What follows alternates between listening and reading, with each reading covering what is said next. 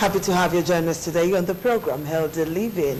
My name is Adesuwa Osa Uwage, and some people have decided to be calling me Associate Doctor, whichever one, I'm cool with it. All right, today we want to look at something very, very disturbing. You find out that out of 10 people, you will see 3 or 4 who have this tendency to want to commit suicide. About 80% of them are youths, adolescents, and maybe some female. What is responsible for this way of living? Why would people want to take their lives? You will ask, is it psychological, emotional, financial, social, or medical? A lot of persons have been talking about this factor as a social thing, you know, what you see here and there, what people do. But we have decided to bring doctors in the house to come and look at this issue of suicide and suicidal thoughts. What could be medically responsible for this? How can it be tackled? How do you talk to somebody who's got suicidal thoughts out of it? How would you know that this person may want to or have the tendencies to want to commit suicide? These and many more we're going to be talking about on the program. If you have teenage children, you know, young adolescents around, I think you should bring them down to watch this program because it's going to help. And then what is the role of parents, caregivers, guidance in all of this thing we've been talking about since, you know, since last week, Tuesday or so, the world declared that week a week to create awareness on the dangers of suicide, the implication, and of course, the end result of it, how it will affect that person who may want to commit suicide, how it will affect those he's going to leave behind or that she's going to leave behind, okay? These are so many more we're going to be doing today on the program. And I have 2 beautiful doctors in the house, and they are going to be answering your questions. So if I were you, I will charge my phone, recharge it, and get set to ask salient questions about this thing called suicide. All right, so do that, and you get all your answers, all your questions answered. So join me as I make welcome Dr. Mary Ahimigbai. You're welcome, doctor. Thank you. It's nice to have you on the program. You look good. And of course, Dr. Ehi Issa, who is sporting low cut like myself. Hello, doctor. It's nice to have you on the program. Thank you, Adesuwa. Okay, ladies, let's look at this thing called suicide. What is it? How do we know this is suicide tendency? So let me ask you, Dr. Mary. Suicide is an act of deliberately taking one's life. We have attempted suicide. It's like it actually, but it's a failed attempt to deliberately take one's life, leading to self-injury. That's the definition of suicide. Okay, let me ask Dr. Isha, how do you know that this person is nursing suicidal thoughts, or this person may want to commit suicide? How do we identify somebody who may be suicidal? First of all, I want to say that one of the major causes of suicide is depression. So when we see someone who has symptoms of depression, we have to assess that one to check if the person is suicidal. Okay. So Dr. Mary, how do you identify somebody who is suffering from depression or who is about to fall into depression? Depression has its own symptoms. Low mood, low energy, loss of interest in previously pleasurable activities. When someone has this, you know that, oh, I have to take care of this person or take this person to the hospital. Someone may not be a depressive patient in the past, but you now notice that this person has some pointers, some cues. For instance, withdrawal, you know, loneliness, the person wanting to be alone, the person who withdrawn into himself, the person is persistently unhappy, low mood, and this person is not a known person that has depression in the past. Then expression of, you know, some expressions that are unusual. For instance, an elderly person saying, oh, I'm a burden to everybody around. Why don't I just end it? You don't take such lightly. Or someone saying, oh, I'm worthless, or the person expressing some feelings of worthlessness or uselessness or so, and the person talking about death, or the person even, you know, taking risky behaviors you think is a mistake. When someone does that, you know that is a cue, there are cues that probably this person, something might be wrong someday. So if it's in your school, in your workplace, you don't just ignore the person. You find out, what's wrong with you? And then you call the parents or relatives and tell them that there's a change. Because what actually talks about this depression is a change from the usual. There are some persons that are quiet. There are some persons that actually like staying alone. But when there's a change, you know, from the usual, someone who's an outgoing person suddenly becomes withdrawn, you know that these are cues. You have to find out what's actually wrong with us. Okay, clinical depression is a mental health disorder, yeah?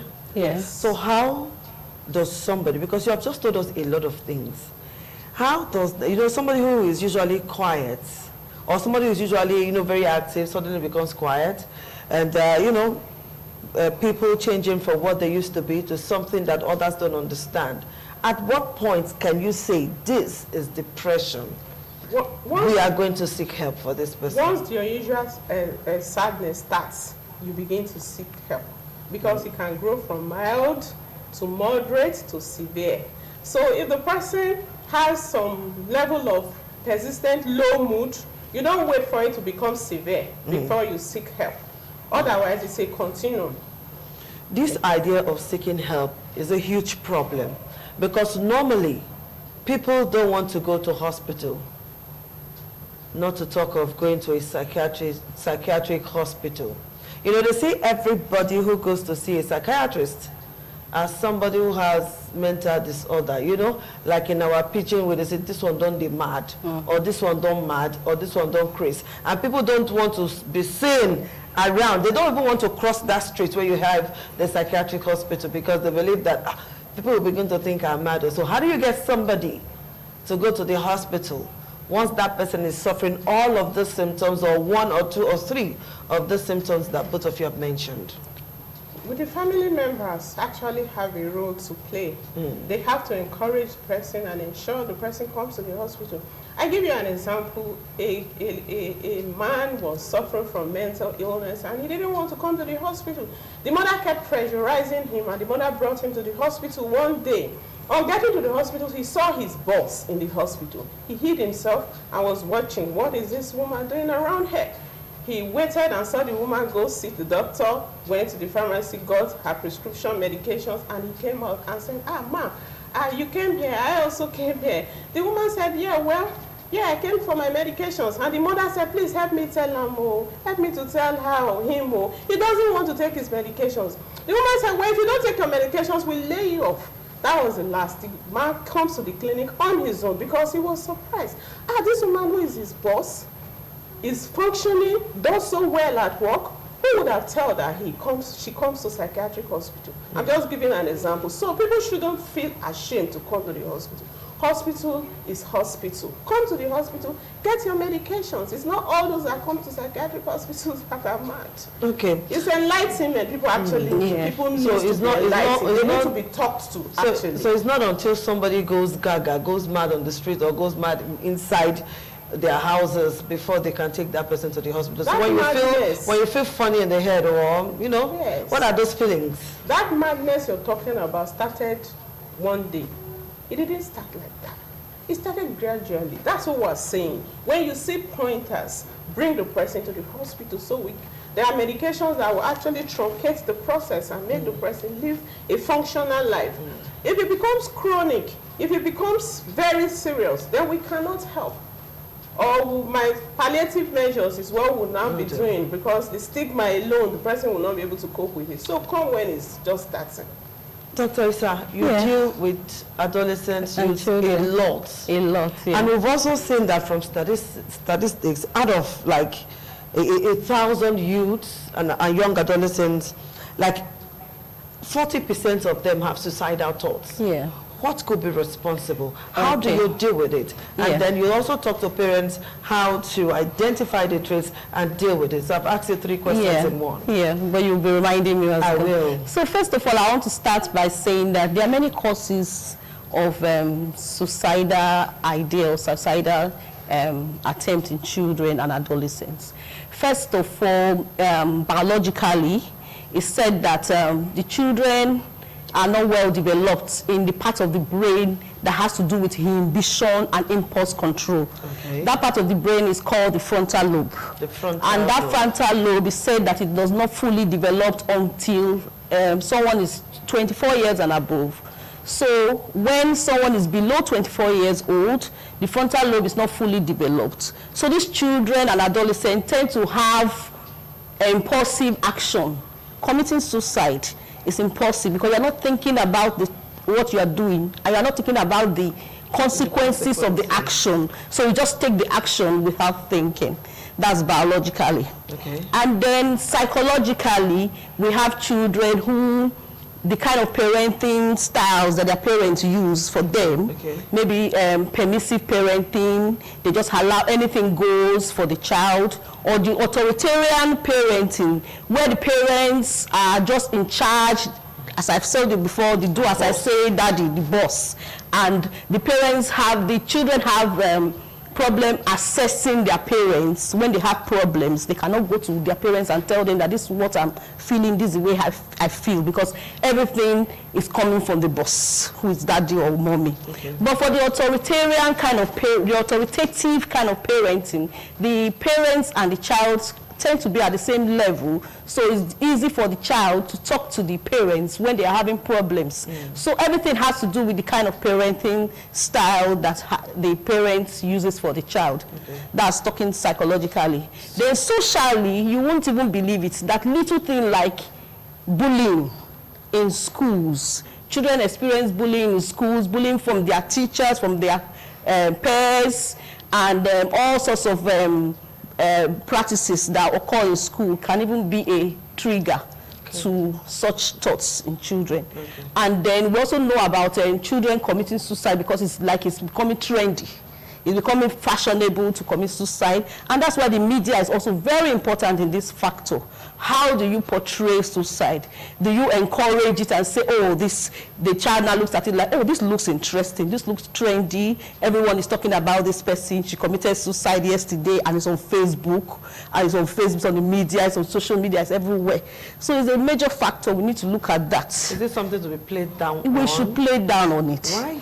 We should play down on, because when you say, especially in terms of reinforcing the behavior, that's what I mean. But talking about suicide, we should talk about it. Okay. We should talk about suicide. But reinforcing the behavior, we should not reinforce the behavior. Okay, we have parenting factor in what you have just said. Yes. So how do parents and their young ones deal with each other? Because you get to a stage, you will see fathers and sons, mothers and their daughters really fighting, because one does not want to submit to the other. Because I've heard from somewhere, there was this thing I was reading on social media, that it goes to a certain age where a child want to exercise his own authority, as in, I'm big now, so I don't want you to talk to me the way you feel. You know, it gets to that point, and that is that same point where these children tend to want to commit suicide. So how do we bring parents and children together? Okay. To talk sense to each other so that we don't have the suicide thoughts? What I would say is that we are trying to be very reactive in our actions. We are not being proactive. Because if we are proactive, parenting starts from the day a child is born. And not that when the child now starts having suicidal ideas, or the child now starts misbehaving, that's when you want to start parenting. Exactly. Parenting starts from the day a child is born. You don't wait until 15. No, you start parenting from the day the child is born. And you show your parenting, your relationship with your child should be cordial. Okay. The child should be able to come to you and say, Mom, this is the way I feel, this is how I feel about this, and this is the way I think about the decision you have made, and they come to a compromise and agree on a term. You know, sometimes parents see it as a taboo for their children to challenge them. So they may not want to come to terms with that child. Some parents don't even want to listen to their kids. Oh, mommy, oh, please go away, I'm busy. You know, that kind of a thing. Yes. So how do you really get that? Because until parents and their children begin to live as one, begin to see each other as one, not master-servant thing, Yeah. this suicide thing may just continue. So we still need to continue education on parenting. It's very important. Education on parenting is very important. Relationship that people have with their parents, relationship that people have with their teachers. Even our teachers, they have a major role to play. I had a child that she says her teacher calls her big. Yeah. She calls her fat. She gives her names and all that, and then she's not happy when she comes to class, and that's the reason why she's thinking about suicide. Really? Yes. I had a child like that. So you wouldn't even believe it. Very, very things that we think they are trivial can be a risk factor, a stressor to the child, and the child commits suicide. Even relationship that father and mother have between themselves can even be a stressor to the child, and the child thinks, oh, maybe I'm the problem in this family. I had a very interesting story. What happened? Father and mother living together happily, no problem. The father had to relocate because he did not have a job in Benin. He had to relocate to the east. And then the girl says, I think and I feel that I'm the one that has made daddy to move, because daddy needs to have money to take care of us. So it's not better that I'm dead so that he doesn't need to look for money to take care of us. You understand? So environmental factors, they are there. So it's important that even that child should have been talked to, that, oh, you are not a stressor to me, you are not a problem to me, I need to go away to get a job, but I will come back. It's not like I've gone forever or that. You are not a problem to me. You are not someone that I don't want to be around because I cannot afford to take care of you at this time. So children need to be talked to. They need to be explained to when we are taking decisions. Yeah. Also, to add that mothers also need to be talked to. I've had quite a number of adolescents who come to me, and I tell them... That's in the hospital? Yes, and I tell them, I want to bring your mother into this picture. And he says, doctor, no. She won't My understand. mother is so errant in her behavior. I don't just want to talk to her. And I say, why? Your mother should come into the picture. I think women should also be talked to. Their relationship with their children is also very important. Perhaps the stress women go through. We'll talk about that in a moment. All right, the program is Healthy Living on ITV, and we're looking at suicide and suicidal thoughts. Do you have children who are exhibiting these tendencies, or do you give your children reason to want to commit suicide? Are you finding it difficult to reach out? This is a chance. So give us a call on 052-290-573. The number will appear on your screen shortly, and we have our social media handle there on the TV. Use it, reach us on the program, okay? Because suicide is becoming very worrisome. You know, every other day you hear somebody committing suicide or somebody trying to commit suicide as a result of depression. You know, how do you identify that this person or that person is suffering from depression? The doctors have said all they need to say, and if you are not satisfied, you can call in to ask questions. I may not be able to answer the question that is on your mind right away because, you know, I can't see your mind, all right? So ask questions. It doesn't cost you anything, okay? There's no need to be ashamed or something, because somebody will say, oh, if I call in now, they will say maybe I have somebody who is suffering from this or not. It doesn't matter. People will always talk. This is about you and about your happiness, all right? So give the doctors a call on 052-290-573. Call us, and then you will get answers to your questions. All right, doctors, we're looking at, we've talked about depression. Now let's look at stress. Some persons go through so much stress, particularly women. They are easily stressed out, and the tendencies to be rash is there.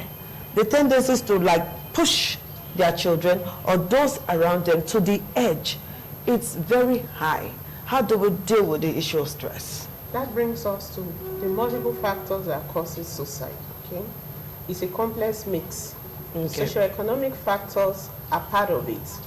Why will someone get stressed? The bottom line is financial difficulty. The bottom line is money. Because the woman has so much to do in the house. If she was to do the house chores and get all the finance she needs and relax, she won't be so stressed. But she will need to do the house chores and then go look for money. So socioeconomic factors is a major factor that we cannot run away from. But I've often heard people say that house chores is normal. there's nothing stressful about it. That is not It's correct. a woman's job. That is not correct. It's work. I often get surprised when I ask some women, what do you do? They say, I don't do anything. I'm a full-time housewife. A full-time housewife is a job. If actually, you ought to be paid for it. It's just that we don't value such in this part of the world. Otherwise, the woman is busy. So if the economic factor, if the socioeconomic life of the woman is improved, the status is improved, I think the stress will be less. You know, the government has a role to play, the men also has a role to play. I think the stress, the bottom line of this stress you're talking about is money. Okay. If the woman has money, the stress will be greatly reduced. All right, so 052-290-573 is the number to call. Hello, caller. Hello, good afternoon. Hello, I can hear you. Hello. All right, we lost that call. It's 052-290-573. Hello, good afternoon. Okay, tell us your name and ask your question, please. Yeah, Tony from Benin here. All right, Tony, nice to have you on the program. Yeah, the issue is the problem is with some teachers.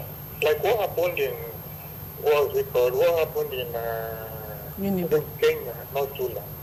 What happened where? Stupidly, can you hear me? Okay, I can hear you now. The teacher stupidly asked a 14 years old girl, why is it that she didn't cover herself up because she was menstruating? A teacher that is a female. Please, can you speak up a bit? You have asked me that in placing the girl before the class that she's dating, that she has soiled her panties and all that in class. So that is evil, that is wickedness. Okay. Because you have passed that stage, instead of you to quietly, you were making mockery of the girl, and at the end of the day, this girl committed suicide. In particular in Kenya.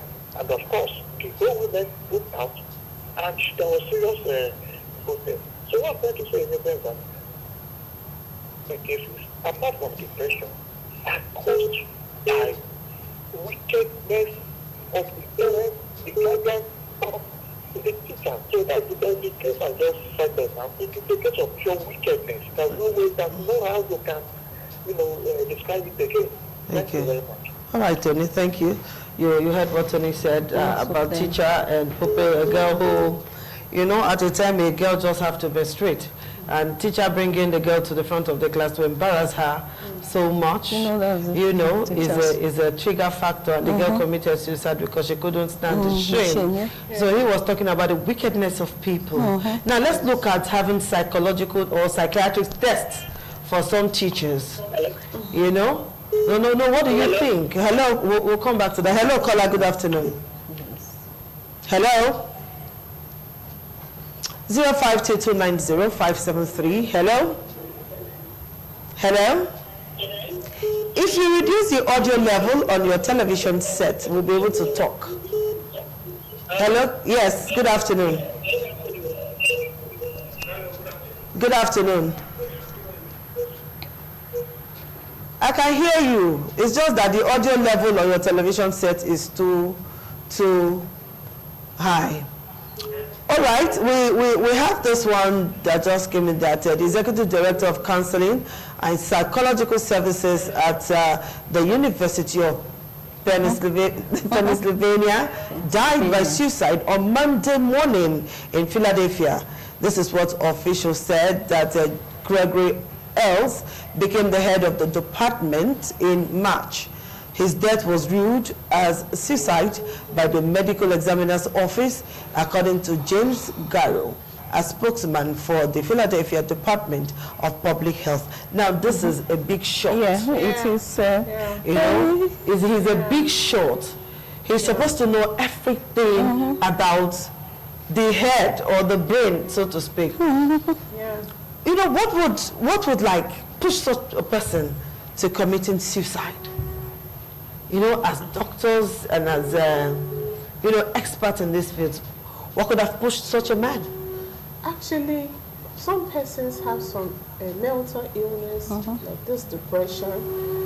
and they are actually ashamed to talk about it. So the people around them do not know that these people are actually suffering from this mental illness. Actually, it's not their fault. It's not something they can overcome, okay? The ones that are caused by stressors, where one can say, oh, I can get over that. But when there's real chemical imbalance, and the person needs to be treated, you need some pills or some medications to balance the chemicals. Such persons cannot help themselves. And one day, he thinks about taking his own life. Now, it's a mixture of impulsiveness and planning. Some suicidal behavior, happens, less than an hour of deliberation. The person just thinks about it, and in less than an hour, the person just takes his or her own life. That now brings us to preventing suicide. Means of taking one's own life. They shouldn't be readily available. There should be legislation. You shouldn't just go to your neighbor's shop and get a poison. Over-the-counter drugs shouldn't just be readily available, especially those drugs that can actually lead someone to commit suicide. There should be barriers on bridges. Okay, people don't just stand and then fall into the river before they climb the barrier. So measures should be put in place. Measures should be put in place to prevent such. Otherwise, it could be that he actually had some illness. Nobody knew, and then impulsively he just decided that money and he ended it all. This issue of body shaming too is another factor. You shame somebody like what Mr. Tony described. You shame somebody out of wickedness. You just enjoy it, and people don't really enjoy it. I tell you a story of a young girl who, way back, it was a taboo. People didn't talk about it. She was big. She was massive. And we enjoyed climbing fences and all of that. But you see, she just slept one day and didn't wake up. Why? Because of body shaming. So is wickedness a psychological thing? Is it psychological? Is it a mental thing? I think it's ignorance. It's more of ignorance. It's not as if the person, even mothers do it to their daughters. Are you saying the mother wanted the daughter to die? No. The mother just looked at the child and finds a way to insult the child and say, because maybe the child did something and say, you big for nothing, and the child is actually big, or you eat too much and all of that. And that goes into the head of such children. I think education is the key. School health programs in schools is actually very important. You talk to the teachers, you talk to the child.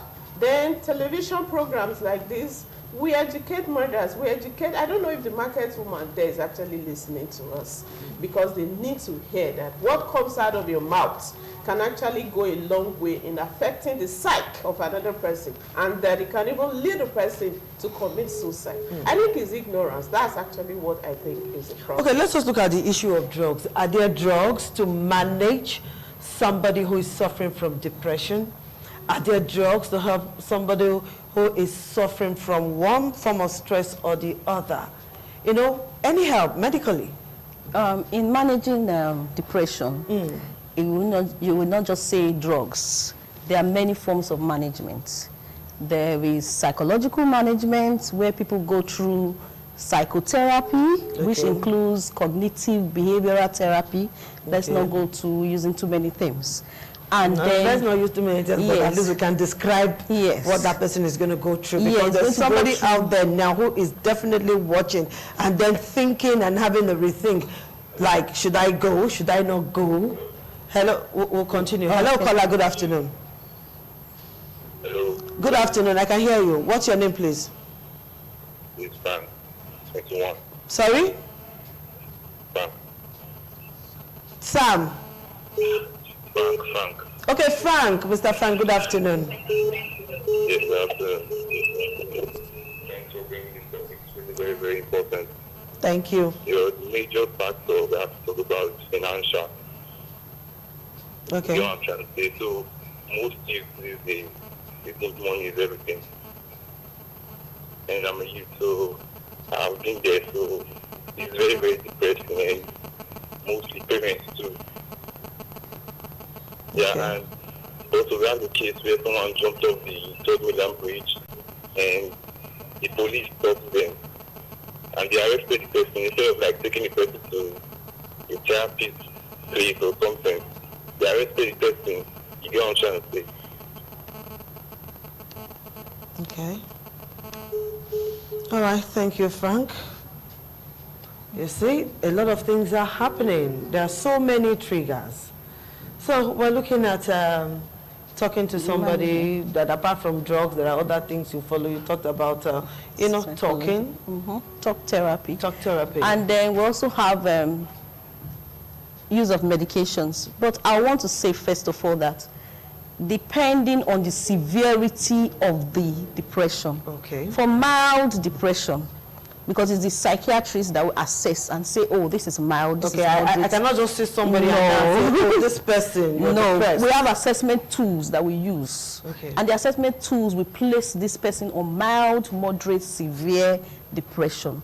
So for mild depression, psychological therapy usually is effective and enough for the patient. For mild depression. Yes, for mild depression. Only the doctor that can say it's just if the this doctor is mild or that not. can say if this is mild or not.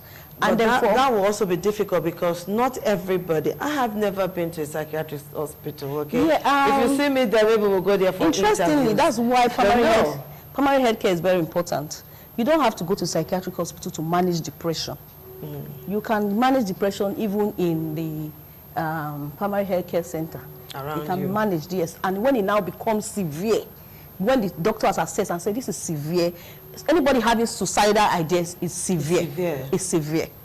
So he now sends to the psychiatrist. Who Okay, let me pass you, Dr. Isa. Hello, good afternoon.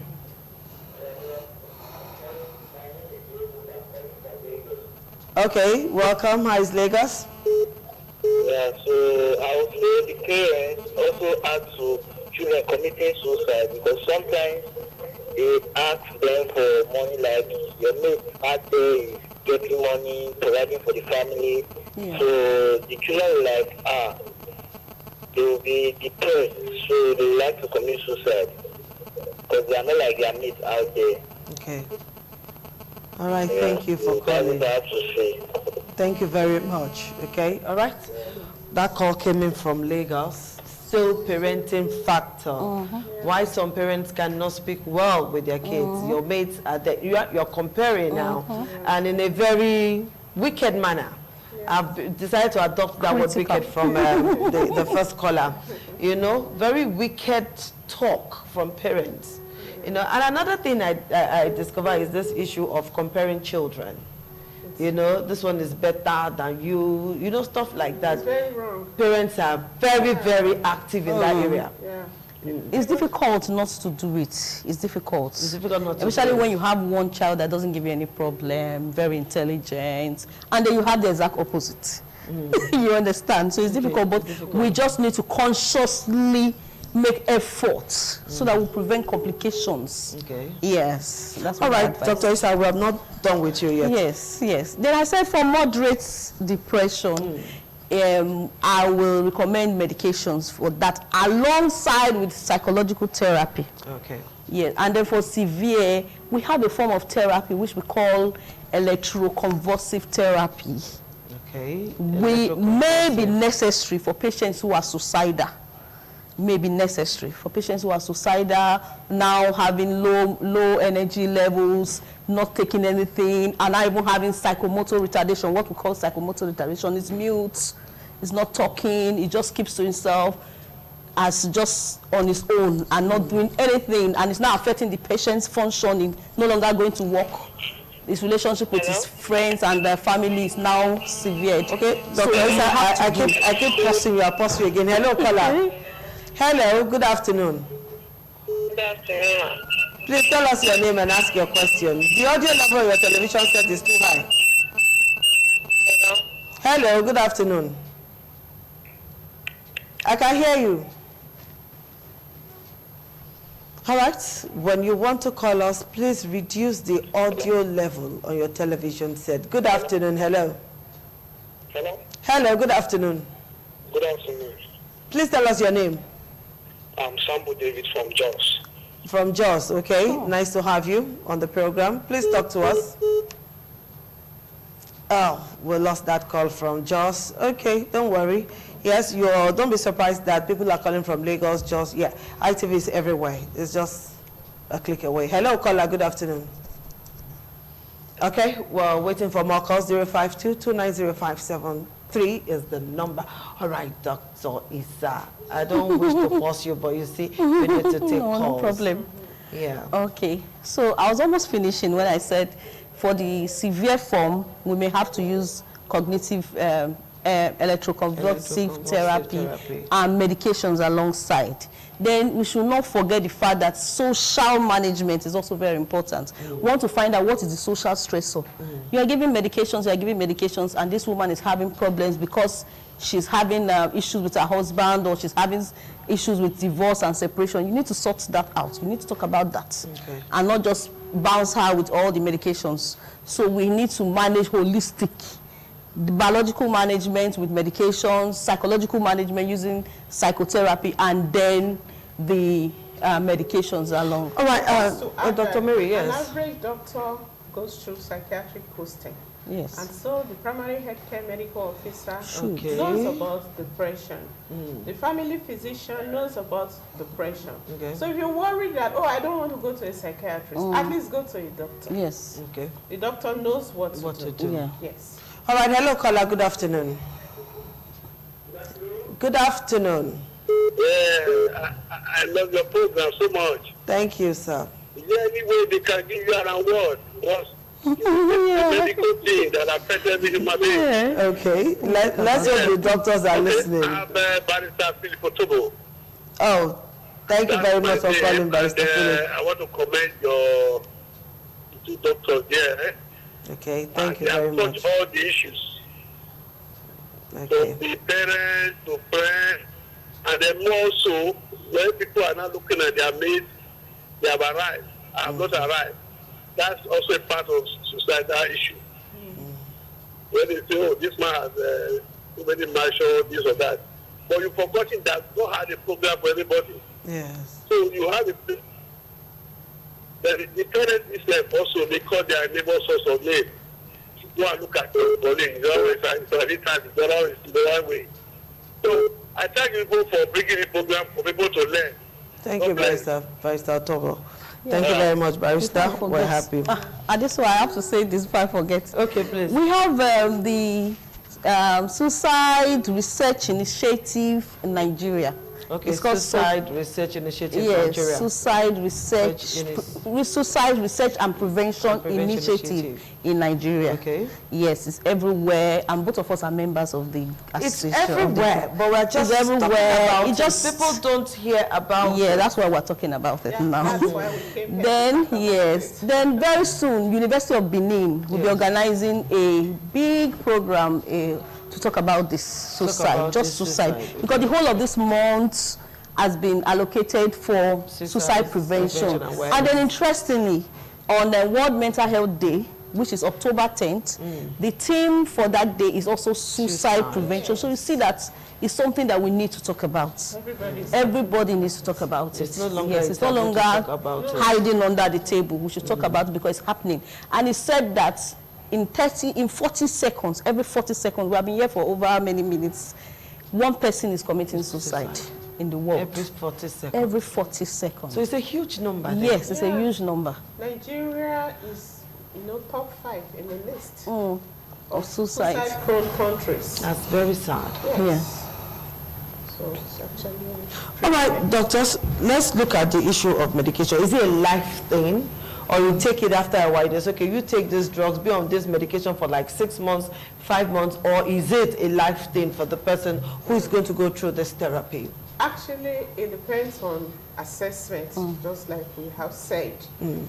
Ideally, you have to take it for some time, and then we'll give you what we call drug holiday, where things work, where people are careful about their health, and they are come back to tell you, oh, I can now, I'm beginning to relapse, and then you know what to do. In where things work, it shouldn't actually be a life thing. But more often than not, is a chronic illness. So it's given for, let me say, life. For life. Yes. Let's call it a long time. That's better.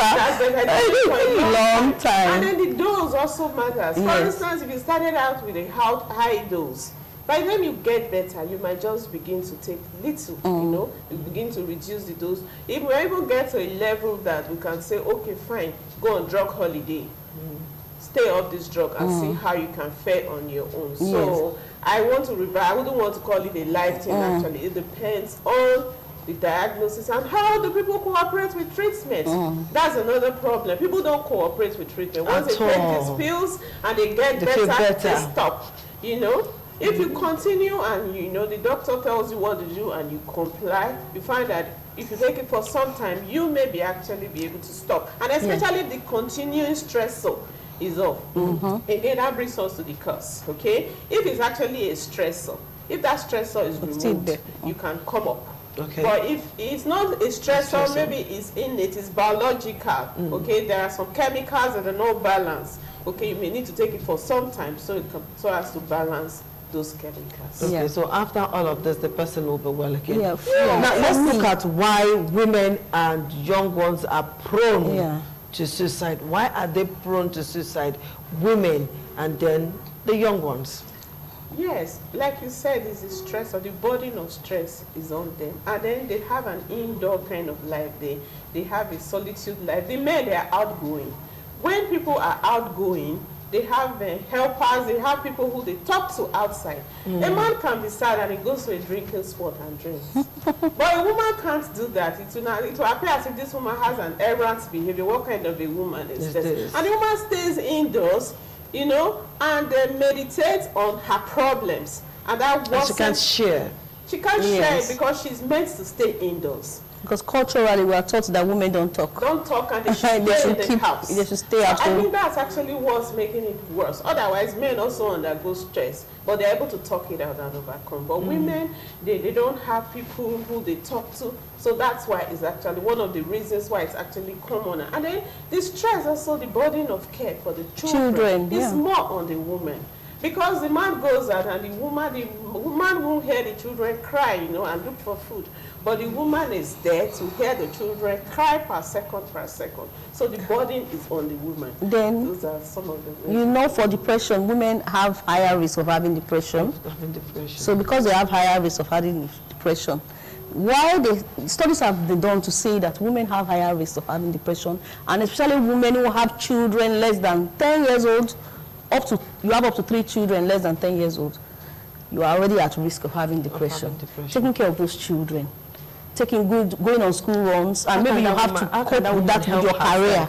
How can she help herself so that she don't fall into depression? Because if she does, the kids are bound to suffer. Yes. I think we should, that kind of woman should have supports. She doesn't have to do everything. I had a cousin, yes, recently, and she says the housework is too much for her. She has to do everything. I said, then get a help. Get a help. She needs help. She needs help, someone to help her with the daily activities in the home, taking care of the children. Maybe someone may have to help her with school run. She just needs help and support. That's what we enjoyed when the extended family system was there. Grandma and grandpa, they are at home. They can help you to take care of the children. At least just carrying your child is help. They can help you to pick up the child from the school and bring home. It's help. So all those things, we need support. In the olden days, people can have like 7, 10, 11 children. Yes. And they survive well. But everybody's on their own. Unfortunately, we live in perilous times. People don't trust people anymore. You don't even know who that person is. You don't trust your father and your mother. You don't trust you just don't trust anybody. Even your father and your mother. You see, the world is so bad. Now let's look at this issue of 5 minutes madness. You know, growing up, you see somebody behaving in a very erratic manner, you know, and after a while, that person is done.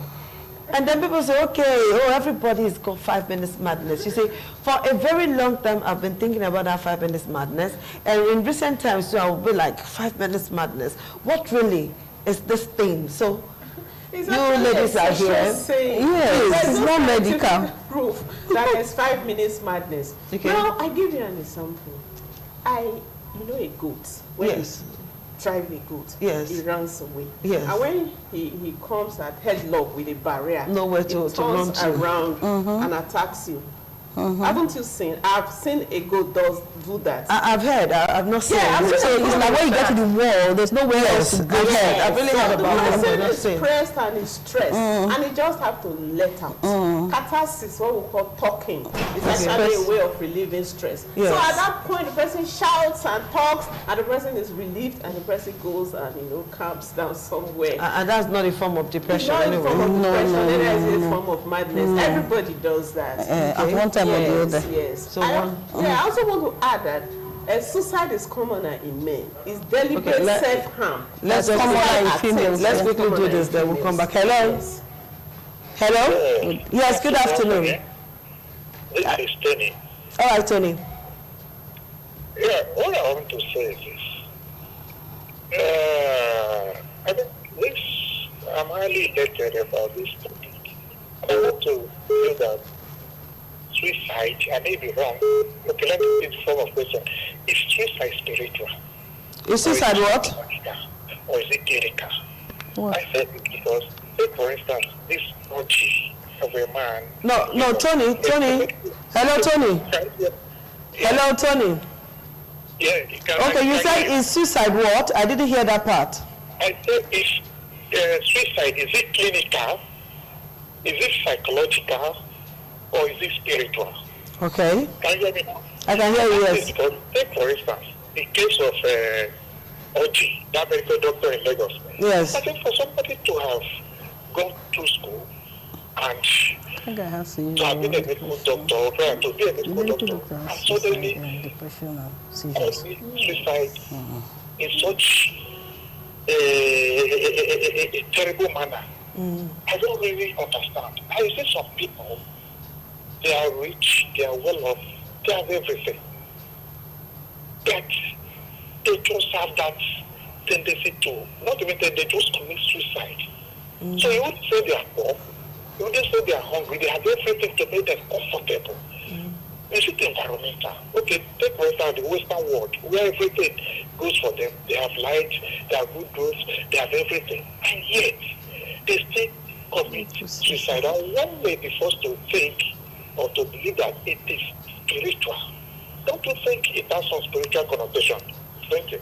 Okay, thank you very much, Tony. Actually, I'm sure you heard everything Tony yeah, said. we heard what he said. Actually, the spiritual dimension, we don't have scientific proof for that, and we're not able to measure that. Now, let me bring it, maybe say layman's, and bring the layman understanding of depression. I want to call it chemical imbalance that affects the brain. Now, when someone cuts his or her hand, the brain interprets it, feels the pain, and say, oh, I need to see a doctor, to suture my wound and all of that. No, but now this chemical imbalance is affecting the brain, decision-making part of the body. Okay. So the person does not even know initially that he or she is unwell. He is not able to interpret it initially. So it's the people around that would actually help. So the fact that you're very wealthy cannot, make you not to have chemical imbalance. I want to be using that word now as synonymous to depression. Because depression looks like a big word. What is actually this depression? Is this spiritual? If there's chemical imbalance, it can happen to anybody. Money, food does not make the chemicals balance. And then the issue of stigma and shame. That is another problem. Oh, the person is so wealthy. How will I now say that I have? How can he say he has depression and he wants to go and see a psychiatrist? So that brings us to the issue of stigma. If we're able to destigmatize this issue of psychiatrist, mental illness, I think it will go a long way to help us. People are ashamed to say. And I say it started small. Mild depression, like she said, it started as mild depression before it became moderate and before it became severe. When it was mild, he didn't tell anybody. When it was moderate, when it became severe, until he woke up one day and felt like, oh, let him just end it. So that is the way. If the person was on medication from the outset, the chemicals will be balanced. All right, ladies, as we round off now, Dr. Isha, what's your advice? Because I want to advise that parenting styles, we should look at our parenting styles, and for children and adolescents, you should shout out, say something. Don't just keep mute. Say Dr. Mary, something, yeah. from the clinical angle, particularly trying to encourage people to come to hospital, Yes, what do you say? whoever is there that's having some suicide thoughts, I want to encourage you. Things that you can easily use, take them away. Don't stay alone. Don't stay idle. Talk to someone, your friend, your church member, your pastor, your teacher. Then come back into the hospital and see a doctor. It mustn't necessarily be a psychiatrist. And do not be impulsive. And don't go taking alcohol, because alcohol will worsen it. Yeah. Even if you didn't think of taking suicide after committing suicide, once you take alcohol, it can bring up that impulsive nature. All right, thank you very much, ladies, for being part of the program today. Adesuwa Osa Owagie, please follow the advice of the doctors and you'll be a better person. We'll see you again on Monday. But join us on the radio on Thursday. Bye-bye.